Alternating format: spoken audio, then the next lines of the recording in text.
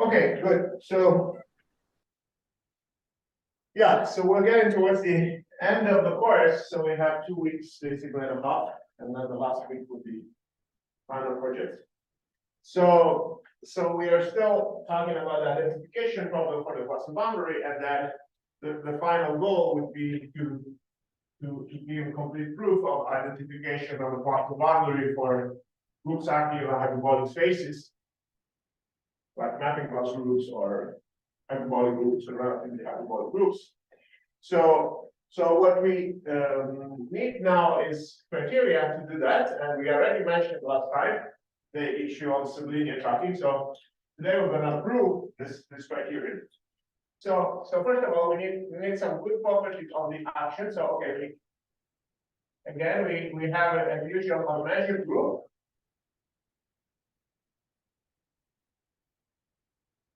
And this group acts, by isometries on a space, a metric space, let's say geodesic metric space.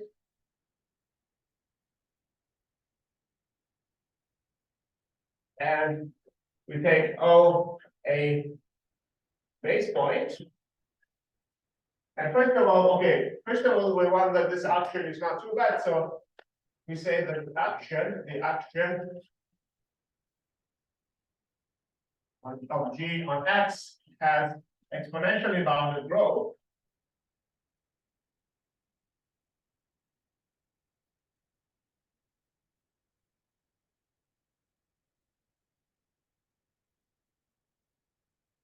Well, if the number of elements in a metric ball grows at most exponentially with the radius, so is this some C?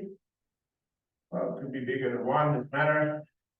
Is that the number of G in G that have distance at most R from the base point grows exponentially, at most exponentially. So for instance, C to the E to the C R.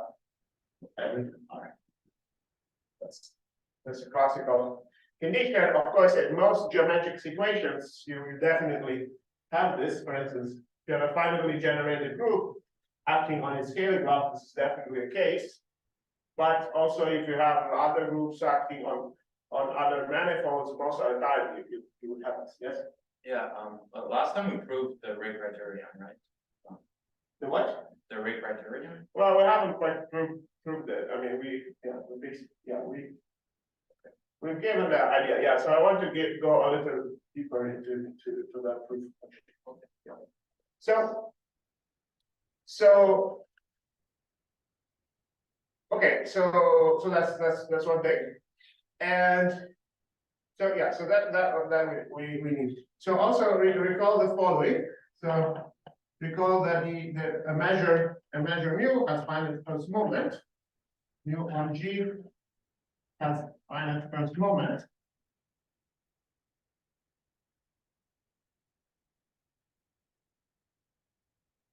If, well, the integral of the distances, so you take one step of the run or walk, you measure the distance, and you're taking the average with respect to the measure mu. You can write it as an integral, and just a sum, it's fine. Okay. By the way, so here there's a first exercise that do is that if the action, if G has exponentially bounded growth,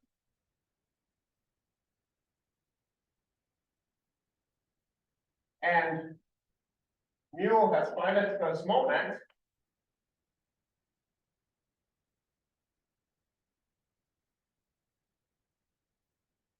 then the entropy of mu is finite.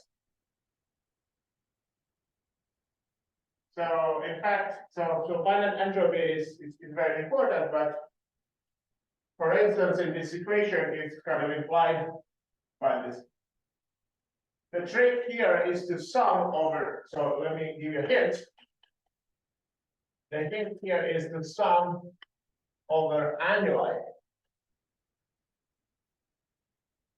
So, we take G such that the distance between O and GO is between R times K and R times K plus one, for certain.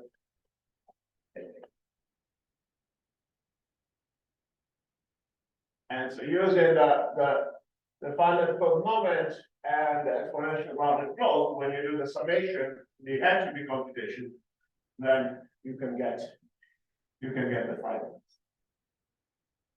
Okay, so that's a nice exercise. So, and again, so in general, again, we are in this geometric situation. Maybe the definition is saying that last time, because from now on we really want to prove everything in this setting. We say that X has a modification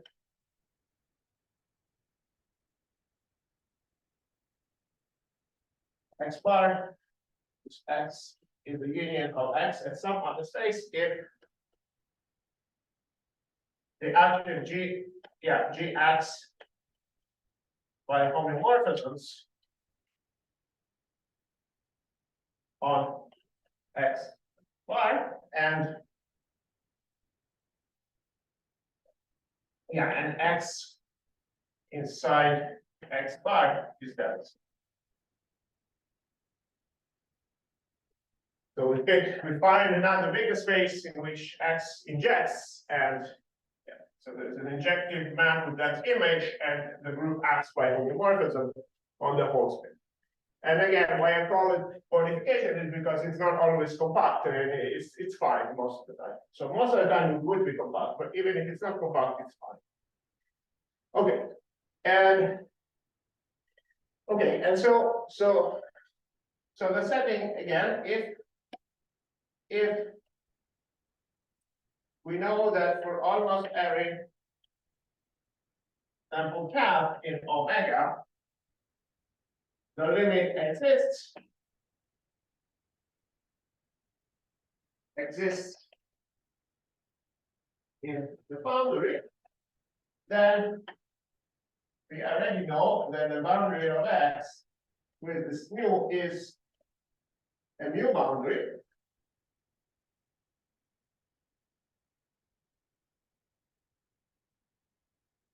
And we have the so-called boundary map, which we can call it different ways, maybe B and D is one traditional way. We call it from the space of infinite sample paths to the boundary of X, which is just the limit. Boundary of omega is the limit of this sample path. And so remember that what is a mu boundary? Mu boundary is a space on which G acts. It has a stationary measure, mu, which in this case is the hidden measure. And there is a projection map from the space of infinite sample paths to the boundary. And this projection map is shifted there, so it's tied in there. And the reason is because we're taking the limit. So the tied invariance baked into the limit definition, if we know the limit is. Okay? Other questions? Yeah. Yes, for the modification part, so the regular action on the X itself is still the isometric. That's right. So G, extending, exactly. So the X by, that's right. So that the action extends. If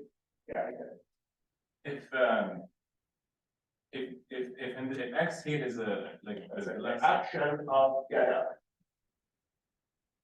G on X extends to action by homomorphisms. Yes. For the last 3 lines, if we know that X here is a Gromov hyperbolic group, is this map finite one from the sample paths to? No. There are a lot of sample paths with relation same one.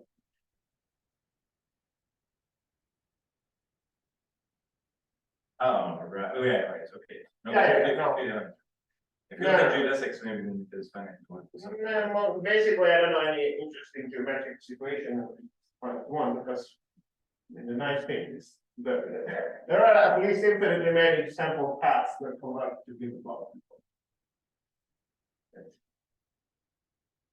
Even in the semi-group case. Even if you can only, you can have a backtrack. You can reach the same boundary point at different speeds along the GLS. So all this would be considered different paths. So yeah, this usually does it. But of course, the fact that this is the Poisson boundary, which we want to assume or prove eventually, means that this quotient is not too bad. I mean, once you quotient it out by starting invariance, which you have to, basically, this is the next best thing. Okay, so in abstract, now we can define the Ray criterion, and then, yeah, we saw last time how to apply it when you have this linear tracking property. So basically, the theorem, the Ray criterion, in a sort of abstract way. Again, this is definitely due to my knowledge. Is the following. So suppose, so we are in this situation, so suppose there are a sequence of maps, sequence of measurable maps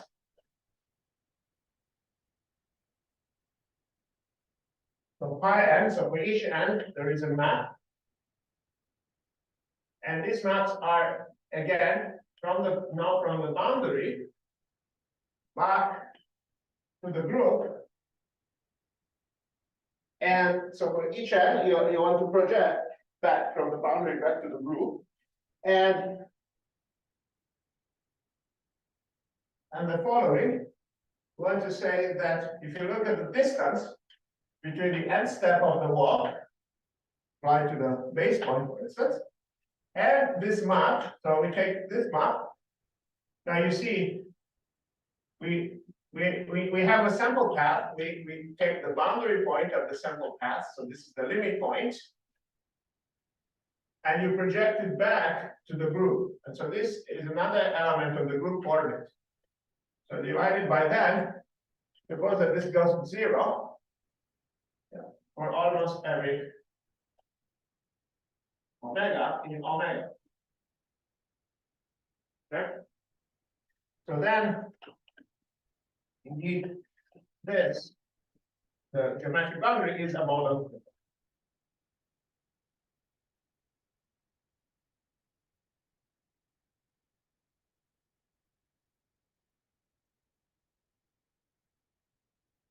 So this is a bit more abstract. So in principle, these maps need not come from geodesics. That is, however, the most common application. That's why this is called Ray criterion, because you take point, you see the path converges to your boundary point side, the boundary, and for each n, you want to pick a point in the group that is close to the path. Right? And so the easiest, the most common way to do this is to draw geodesic ray here. For instance, if the boundary is some sort of visual boundary, that you can do this. Of course, it depends a little bit on the actual boundary that you have. And right, so here you would have pi n of psi is some points that, for instance, you could be on the geodesic. And yeah, this map is not on the group, but from some space, so you have to approximate the path on the geodesic with some group orbital. Usually you can do this, and then yeah, then Wn is somewhere. Wn O is some point there, and so again, you want to make sure that this is sublinear, is small of n, and that would be enough. Okay. So okay, so let's see how to formally prove this. I've given already the intuition last time, so in instance. But I want to also make you use this theory of partitions that we discussed, so because since we already have all the technical backgrounds on these partitions, I think it's kind of nice that we can more or less do precise proof. So okay, so recall the following. So there are two partitions that are associated to this situation. So one is the Poisson partition. So let eta be the Poisson partition.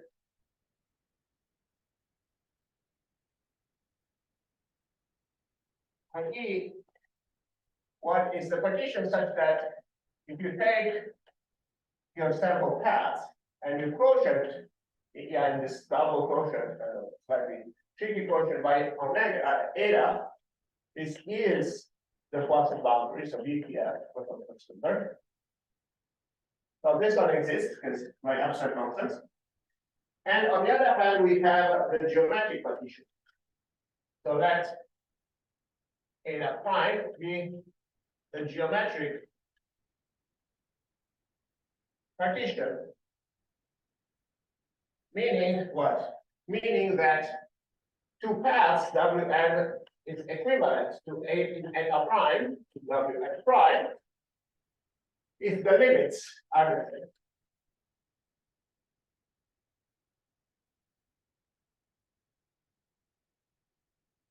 Okay. So this is another way of separating points. And what we know is that since this is a Poisson, a new boundary, right? Since boundary of X is a new boundary, well, we know which one is finest. So eta prime cannot be finer than the Poisson boundary partition, because by definition, the Poisson boundary partition is the finest one that respects on this road. Otherwise said, the quotient is the maximum one, is the one with the most points. So this one that we have for free just from the fact that this is a new boundary. Of course, we want to show, in fact, of course, that eta prime equals eta up to measure 0 sets.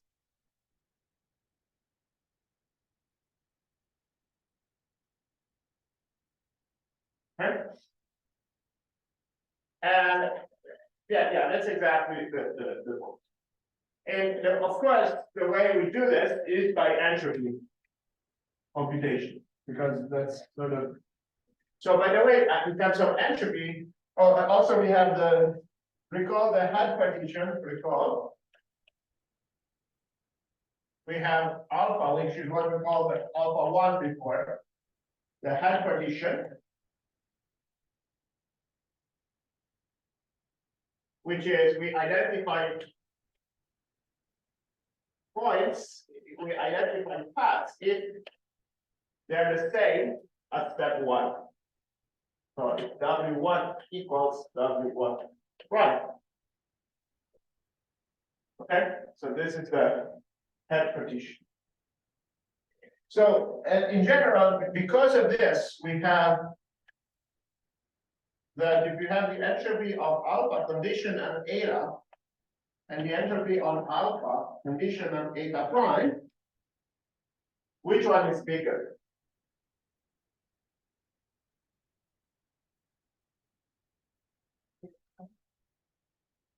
So you're seeing like this? Yeah, why is that? Yeah, that's right. So we one is not get confused, right? So yeah, so eta prime is the coarse partition of the vector, right? So if you know only less information and you condition on it, then you get more entropy. Yeah, so I think that's the correct way. Okay, so again, we know this, and again, we kind of want to say that this is equal to each other. If this is equal, not for just for alpha 1, but for every alpha k, then this has to be equal for the all sigma algebra, and so then the two conditions are the same. That's kind of the idea. Okay. And also we have a conditional random walk. It is called, even though it's not a random walk. Warning. So remember, we pick a point psi in the boundary. And well, first of all, we can take P and disintegrate.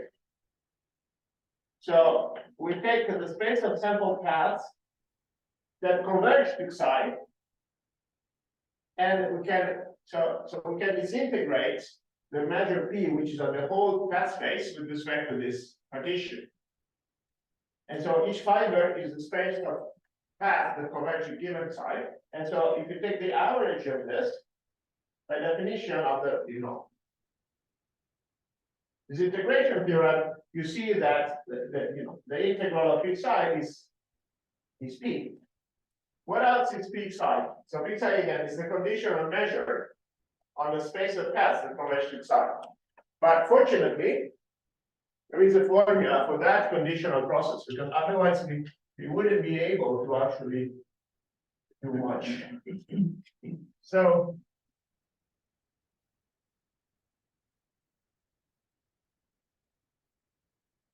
here's a fact that you can convince yourself of, is that you see, so P psi is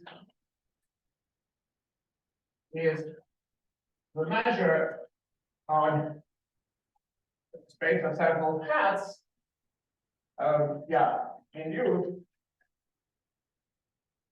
by the following process. Markov process, but it's not a random walk. And it's like that. So the probability of going from X to Y, well, if you don't condition, the usual probability is mu of X inverse Y. So for X and Y in G, so this would be the usual random walk. The probability of going from X to Y is mu of X inverse Y. But we add another term which depends on this boundary.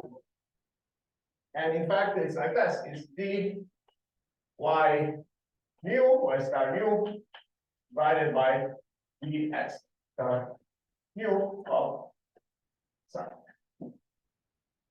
So what does it mean? It means that you can start with the paths, space of sample paths, and at each step on the group, you define a process on the group using this group each step. So you take in the usual transition probability, and then you modify it by using this predominant derivative at the boundary point side. So the idea is you condition this walk, that is zero. You want to end inside. You really want to end inside. And so the way you do it is, okay, you do the usual walk, but you're also taking this redundant derivative to force your walk to be attracted towards the side. So there is a computation to be made that the process induced by this on the space of infinite paths is equal to the disintegration of P with respect to. So this is from the point of view of infinite paths. We just take the original process and we disintegrate with respect to the boundary point. And this is just, the recipe step by step. But at infinity, it produces the same measure. And so this is called the conditional random walk. It's not, again, it's not a random walk, so that's a little bit of a thing to take care of. Okay. So once you have given this, so recall that the goal is to show that the entropy of this induced, this conditional random walk is zero for new almost every side. Because we saw that this is the relative version of the entropy criterion. If this, in order to tell that this geometric boundary really is the boundary, we just, so to speak, have to check that for every boundary point, if you're conditioning the walk to hit side, well, this induced process has zero entropy. This tells you that there is no more entropy once you're conditioned by hitting side. Yes. This problem for P have a like interpretation conflicting two waves. Sorry? Does this problem have an interpretation conflicting conditioning on two waves transforms or Which transform? is like a two wave transform? This Probably, yeah, that's right. So. Yeah, so the Duke term, yeah. So. Okay, so yeah, so now we want to get this. And so now the issue, the basic point is we use this recipe to compute the entropy of this induced walk. Okay? So how do we do this? Well, we take basically we're taking the log of this, right? So peak psi, in general, from this, we can get the peak psi of what? Of the cylinder of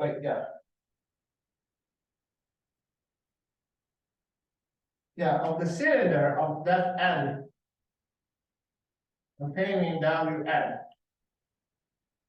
Right, so what is Cn, right? So C and D is the space of omega such that Wn of G. Okay. So we want to ask what is the probability that the n step equals Wn in this induced path, and we can compute it by doing this. And so we have, we have clearly this guy, which is mu n, it's not n Wn. This is the probability for the classical walk. And then it has to be corrected by this, and this would be like W dWn nu omega. I'll start writing the stars. Right, so it's like we apply this at n times, and then we start from the origin and we go to Wn. So the probability of going to Wn at the n steps is the usual one corrected by this. It's not so strange. And now we want to take the log and 1 over n log of that. That's the point, right? So we want to do 1 over n log of this thing.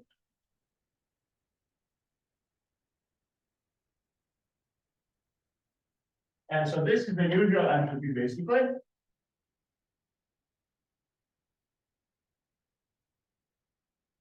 Plus this other term.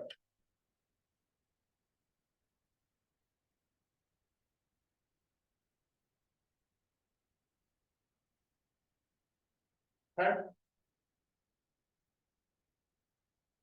And so we get a, trying to figure out when it's delivered.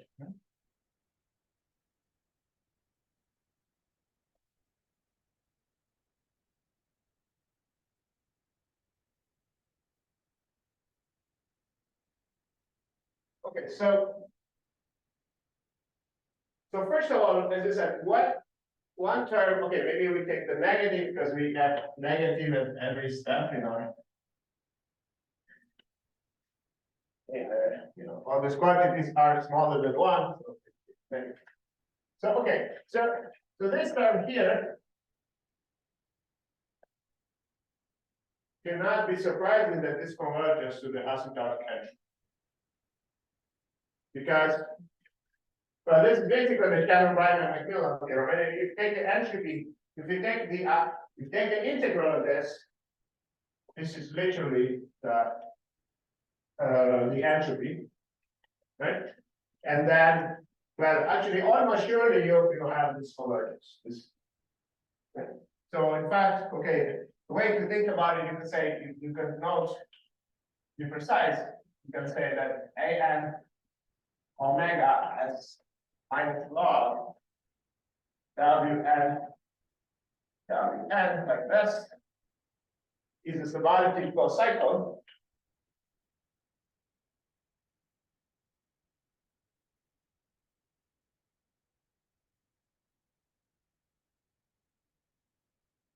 Right, because an, right, so yeah, we want that mu star n plus m of w n plus m bigger than mu star n w m times mu star m of the rest of the path. The n plus one, the n plus m.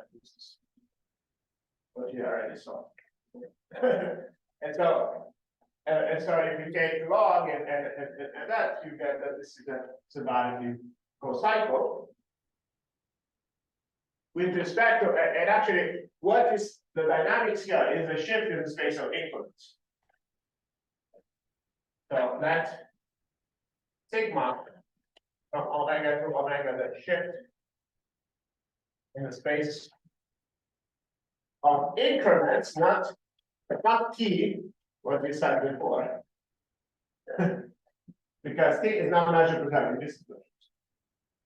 And we know that a n plus m of omega is less or equal than a n of omega plus a m sigma n of omega.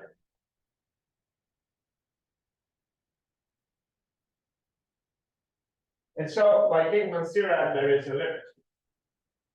So by Kingman,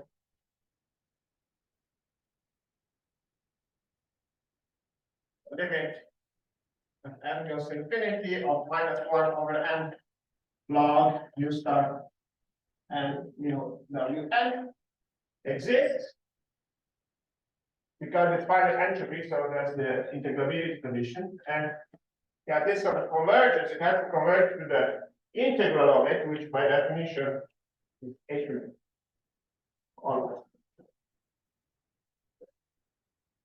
And by the way, this property in general is called the Shannon-Macmillan-Brymer theorem for dynamical systems, because it says, right, it says that the measure of a cylinder set of that n grows, decays exponentially fast, almost surely, and with the rate which is the n. And in fact, this is for discrete groups. You have this inequality, so that's kind of trivial. For locally compact groups, this problem was open for many years. We proved it a couple of years ago that you can actually do something like this for local compact groups. But because this inequality is no longer true for discrete groups, because everything has measure zero. Then you have to say something like the probability of a neighborhood is sub-additive, something like this, but it's not clear how to do it that way. So anyway, so this one is, in the countable case, it's somewhat simple, but it is a very important ingredient. It is very critical.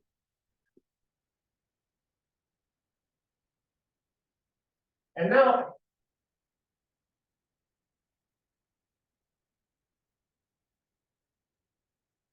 what? And now the other term here. So the other term. What is the other term? So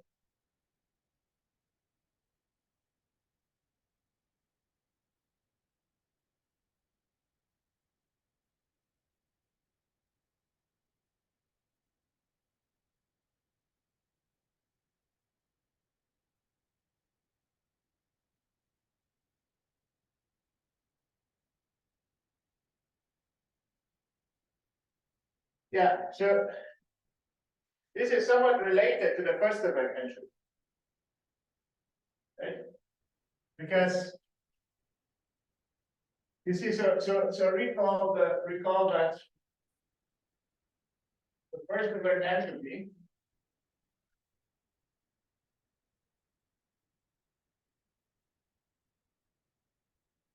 is basically a mu of boundary is basically the integral of minus log e g nu d mu psi e mu g d mu psi. So there is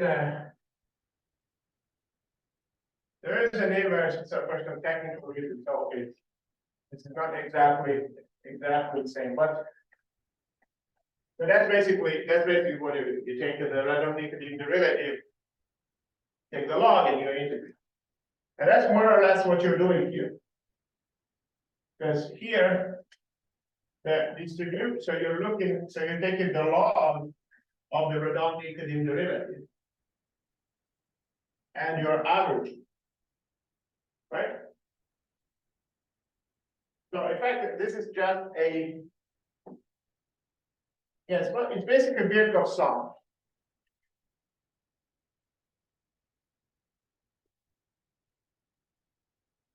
So I think what you do is you take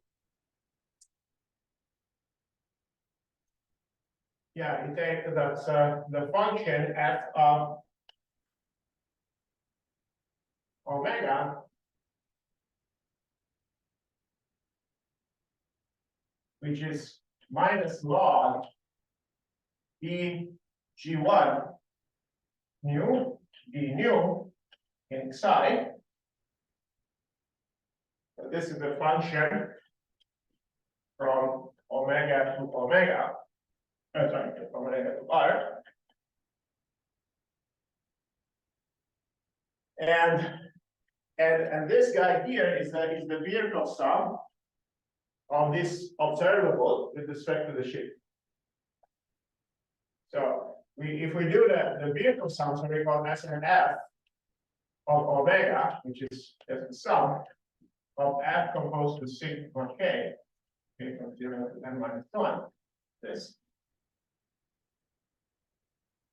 Well, this one, yeah, if you see, you multiply this sequences like that, then you should get minus 1 over n log dwn u.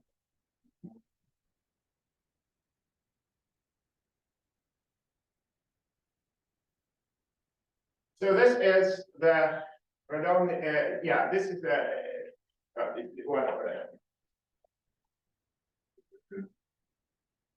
So this is the Birkhoff sum of Chertoff observable.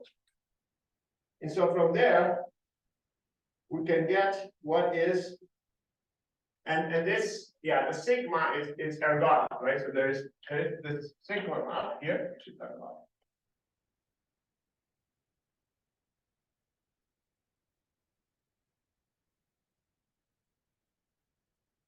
And so here we get a we get that this converges to the space average. And so if you do a computation, what is the space average here?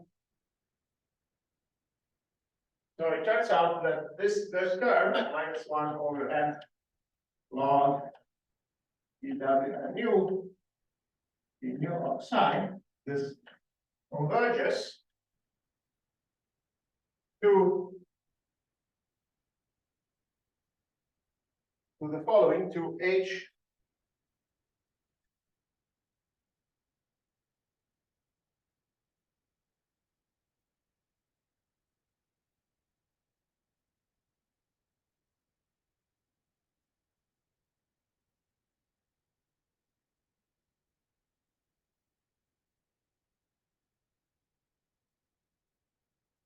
of alpha given eta prime minus h of alpha.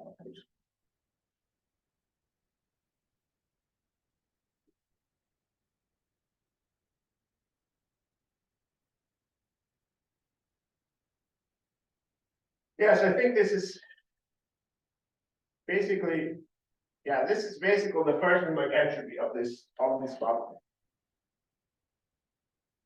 So, yeah, so this is by, yeah, this is just this is just by your done.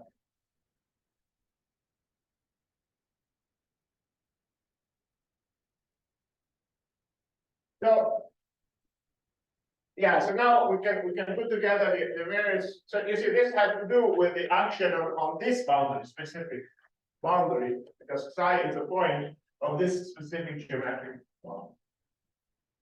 So in the end, if you take the limit here,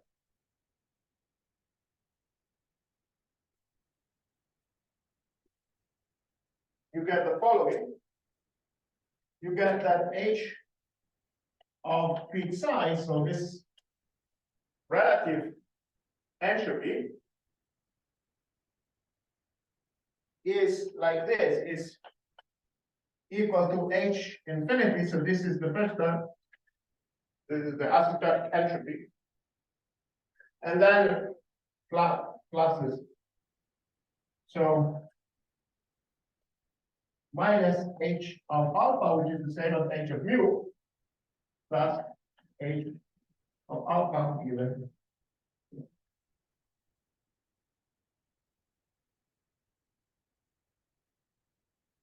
And we have to go, we have to compare this.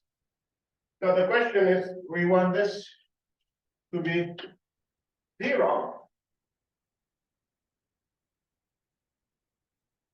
And well, we already know what happens for the Poisson partition, because this we already computed before. So for the Poisson partition,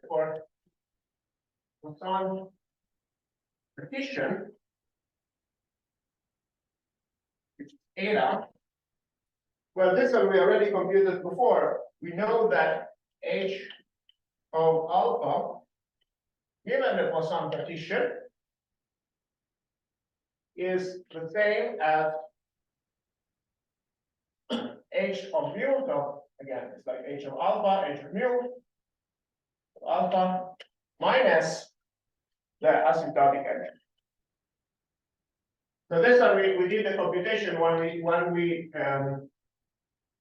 proved that the classical entropy criterion for just for triviality, because we said that you see that the entropy of alpha condition on eta equals the entropy of alpha if and only if this term disappears. So this one we proved with proof of the sort of absolute entropy criteria.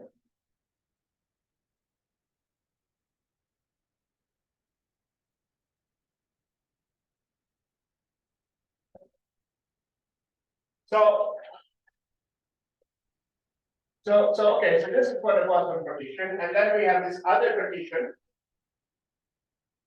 And of course, we want to say that the two entropies are the same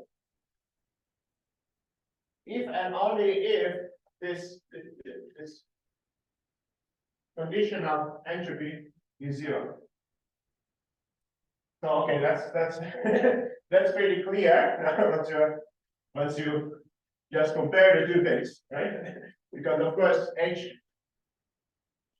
h of alpha given eta prime is what? Well, is h alpha minus h and h mu minus h of p psi. So clearly, h alpha given eta equals h alpha given eta prime. Well, this is equivalent. Say that h of p psi 0. And this doesn't matter. It's basically everything is ergodic. So for new almost every side, so it's the same. Since everything is organic here, the limit for almost every point is the limit. Yeah, forgive me if I'm not brave enough to write down the details of this step, but it's just an application. I think the ergodic theorem tells you that that converges to the expectation of F, right? Right. So that, how do you just? Well, basically, the expectation of F is the first dimension. Yeah, and then the first event entropy is the difference of this one. Yeah, I think that's exactly what I thought it was. Okay, are there other questions? Okay, so far, so basically we proved finally this relative entropy criterion that once you have a geometric boundary, this is the Poisson boundary if and only if the conditional entropy for almost every boundary point is 0. That's the goal of this. And again, in order to do that, we had to look at the Shannon-Riemann-McMillan theorem to say that to get this term, and then the first order entropy gives us the second. Okay, so now once you have this, we can give the proof of the ray approximation because, well, we kind of did already go through that idea last time, so maybe it's good time, but it's good way to finish to see but the proof of ray criterion. Again, there is a map by n from the boundary to the group for every n. And we know that the distance between the nth step of the walk and the projection, this nth projection of the boundary point,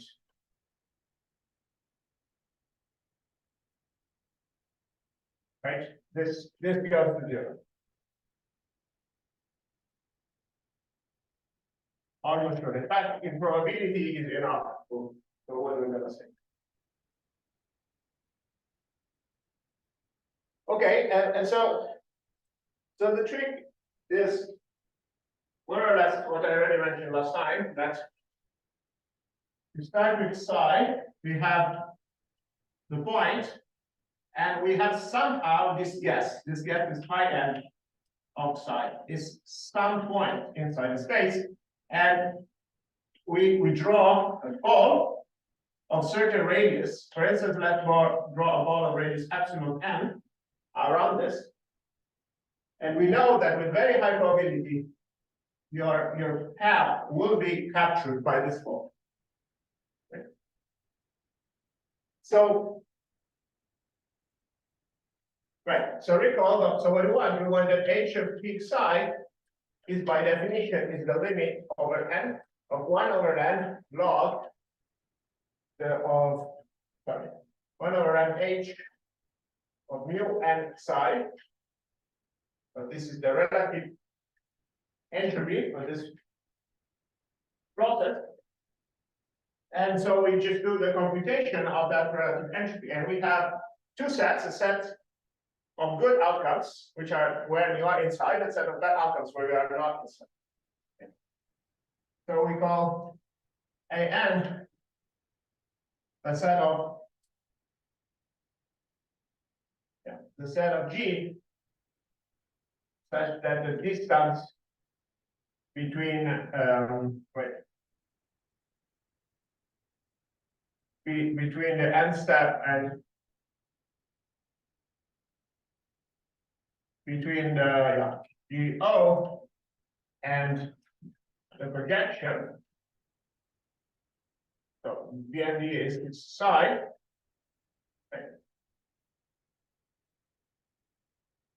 Is less than epsilon times n. These are the good outcomes, and that AN complement is the bad outcome. And so the point. Again. That we want to make is that the cardinality of an. By the exponential bound growth.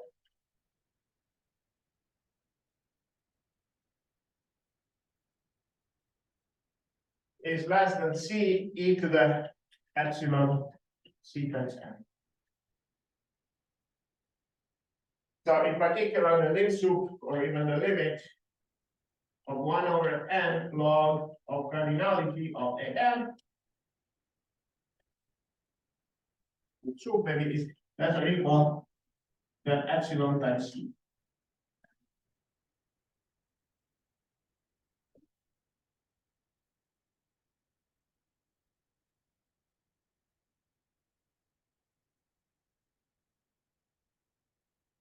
And so now what? Now we get to the usual computation. So in fact, for simplicity, maybe let's assume that the support mu is finite, so that we can do the usual trick. Otherwise, to estimate the tail again, there is a standard trick using finite first move, but to not go into that, we can call delta the minimum of the weights of G when the G is in the support.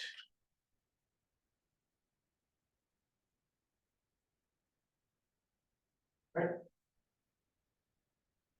And so H of mu and psi is again sum minus G in an mu and psi G log mu and psi G minus small set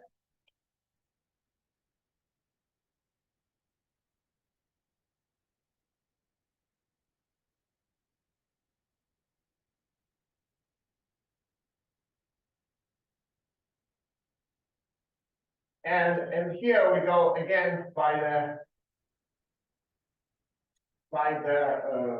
Jensen inequality. So here we can divide and subtract. Yeah, we can divide by mu and psi of an, and if you put a minus mu and psi an here. And so now this is a weighted sum because this guy, the total sum of those guys is 1. So we can do Jensen's inequality.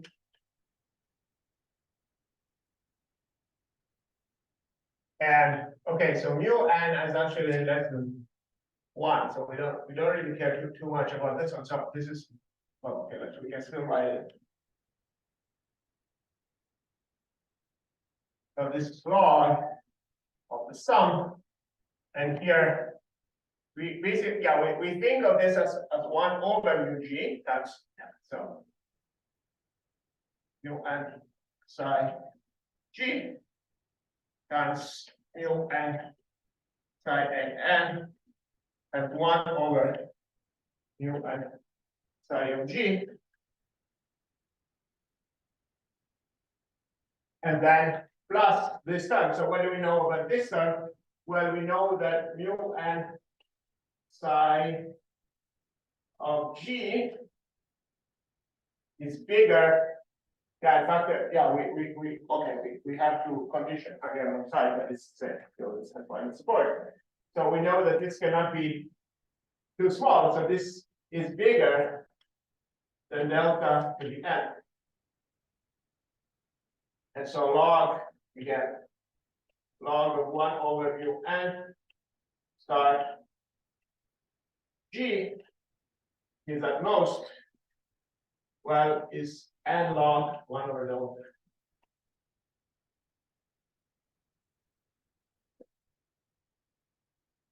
Okay, so this is the usual tail calculation. So we have this one plus what?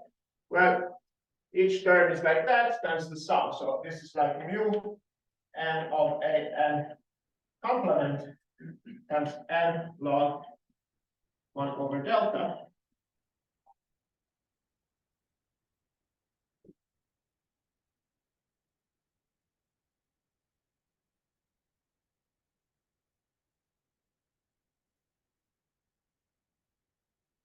And so to finish, so this one, of course, this cancels out. You are left with sum of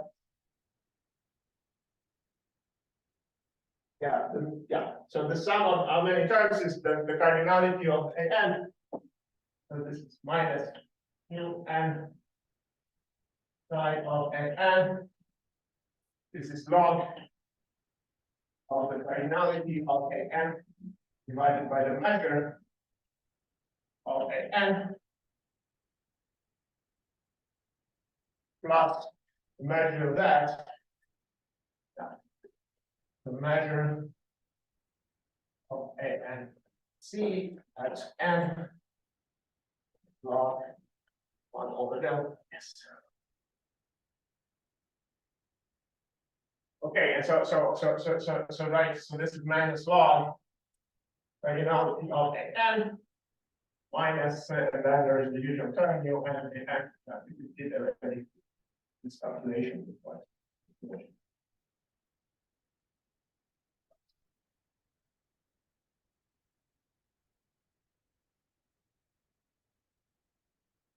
And so if we divide by n, so h mu n star over n.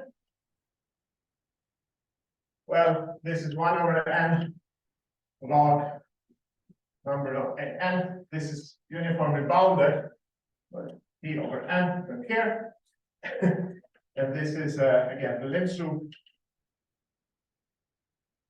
of mu n a n c times log 1 over delta.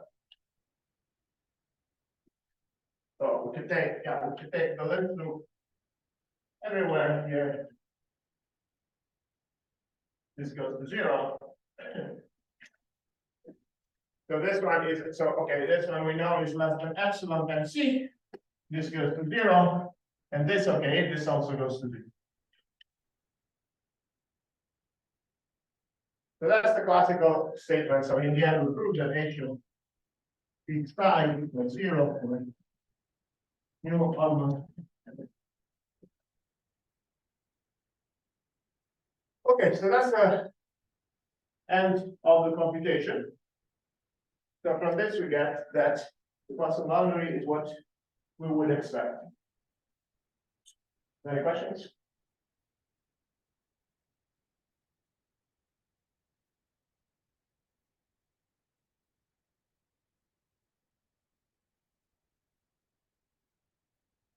The next week we'll see how to apply this to group acting on hyperbolic spaces. In fact, they're already to prove that the random walk is converging is non-trivial, so we first will do that. And then,